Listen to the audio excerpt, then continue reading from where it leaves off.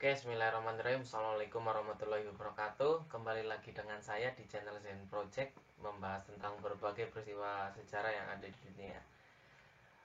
Untuk kali ini masih melanjutkan pembelajaran online untuk kelas 11 materi sejarah wajib, yaitu tentang penjelajahan samudra.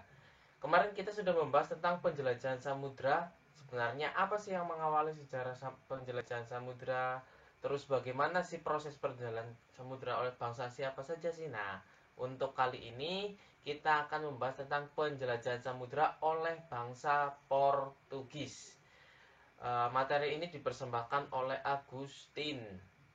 Kelas agak lupa kelasnya kelas apa. Oke, penjelajahan samudra oleh bangsa Portugis. Yang kita tahu, kalau kemarin kita sudah membahas tentang penjelajahan samudra, kita tidak akan terlepas dari latar belakang penjelajahan itu sendiri. Latar belakang penjelajahan itu sendiri sudah kita bahas pada video sebelumnya, yaitu satu, eh, jatuhnya Konstantinopel ke tangan Islam.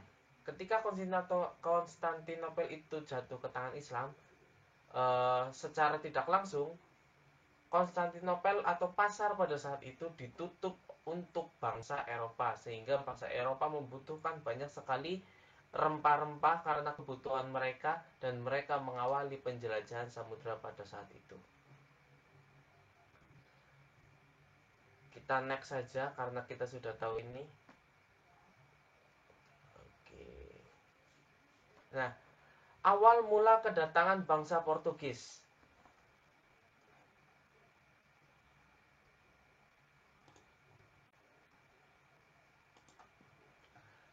Awal mula kedatangan bangsa Portugis merupakan dari berita keberhasilan Columbus dalam menemukan daerah baru. Columbus itu siapa? Tentunya kalian tahu, penemu benua Amerika. Katanya seperti itu. Membuat Raja Portugis Manuel I, beliau lalu memanggil pelaut ulung bernama Vasco da Gama untuk mencari tanah Hindia. Kebetulan sudah ada pelaut Portugis bernama Bartholomew Dias. Pada Juli 1497, Vasco memulai penjelajahan dari pelabuhan Lisabon.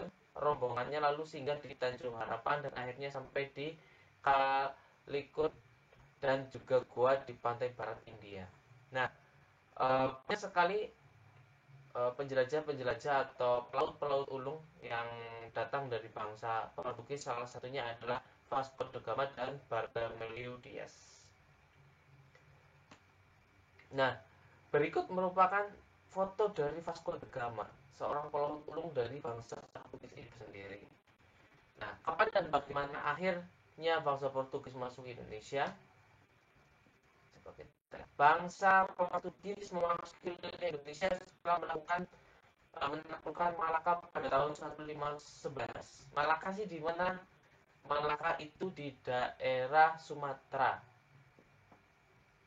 di mana Portugis kemudian mengirimkan kapal ke Maluku pada tahun 1512 dipimpin oleh Antonin de Abrak dan Francisco Serrao untuk menguasai jalur perdagangan rempah-rempah. Gambar di samping adalah ilustrasi kedatangan bangsa Portugis di wilayah Indonesia. Nah, kok kenapa sih harus Maluku? Nah, Maluku ini adalah sebuah daerah yang sangat kaya akan rempah-rempah, dan itu menjadi perebutan antara Inggris dengan Portugis dan bahkan Spanyol. Nah, Portugis dan Ternate, ada sebuah hubungan khusus antara Portugis dan Ternate. Ini juga akan kita bahas di saat pembelajaran nanti di semester 2 mengenai beberapa perlawanan dan perang yang ada di Indonesia. Ketika bangsa Portugis sampai ke Maluku, di sana mereka mengadakan persekutuan dengan penguasa setempat.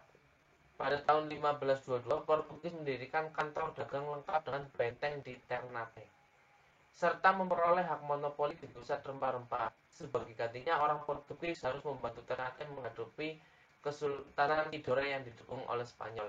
Nah, pada saat itu, tentunya kalian tahu ada sebuah kesultanan bernama Ternate Tidore. Nah, pada sebelum itu ada sebuah cerita tentang mengenai permusuhan antara Ternate dan Tidore, di mana Ternate dikuasai oleh bangsa Portugis dan Tidore dikuasai oleh bangsa Spanyol. di mana ke daerah tersebut menjadi sebuah daerah yang saling memperebutkan rempah-rempah. Pasar rempah-rempah pada saat itu yang sangat terkenal di daerah Maluku. Nah, berikut merupakan peta persebaran eh, bangsa Belanda. Perdagangan Portugis di Nusantara. Dominasi perdagangan orang Portugis di wilayah Nusantara tidak berlangsung lama karena Portugis mengalami kekurangan bahan makanan, dana, dan sumber daya. Hal itu juga semakin melemahkan kedudukan Portugis kala terjadi pertikaian dengan berbagai kesultanan setempat, termasuk perlawanan melawan bangsa Spanyol di daerah Ternate Tidore.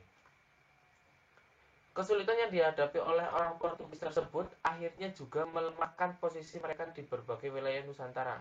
Menjelang abad ke-16, kedudukan Portugis di Nusantara semakin memburuk akibat munculnya perlawanan dari para penguasa pribumi. Nah, berlangsungnya penguasaan bangsa Portugis di Nusantara itu tidak berlangsung lama, melainkan hanya berlangsung sangat singkat. Karena apa?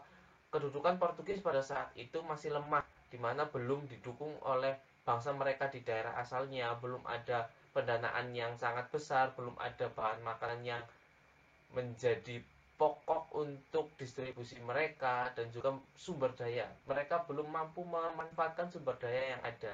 Mereka hanya berusaha untuk menguasai daerah tersebut dan kemudian dijadikan sebagai pasar rempah-rempah untuk mereka. Nah, tadi adalah sebuah materi yang menjelaskan tentang bangsa Portugis di Nusantara secara singkat. Nah,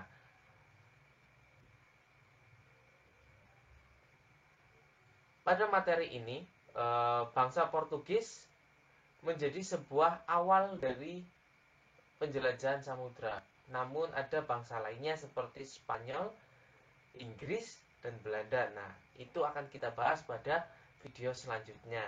Untuk video kali ini sudah saya cukupkan. Jangan lupa absen pada kolom komentar YouTube. Terima kasih. Bila taufik walhidayah. Wassalamualaikum warahmatullahi wabarakatuh.